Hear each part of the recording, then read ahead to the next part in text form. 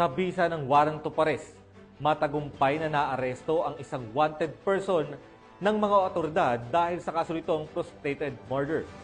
Narito ang buong detalye ng balita mula kay Patrolwoman Maria Senyora Agbuya.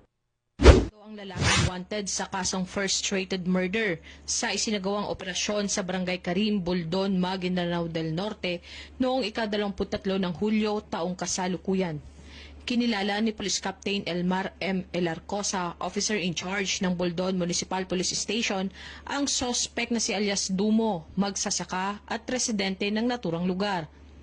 Naging matagumpay ang pagkakaresto kay alias Dumo sa ikinasang operasyon ng mga otoridad ng Buldon Municipal Police Station, katuwang ang 3rd Maneuver Platoon, 1st Provincial Mobile Force Company, Maguindanao del Norte, sa bisa ng warrant of arrest sa kasong frustrated murder na may 200,000 piso na inirekomendang piyansa.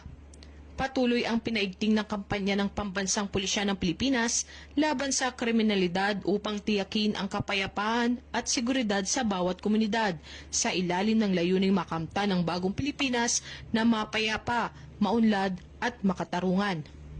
Mula rito sa rehiyon ng Bangsamoro, ako ang inyong Police News Network Correspondent, Patrolwoman Maria Senyora Agbuya, alagad ng batas, tagataguyod ng Balitang Pulis.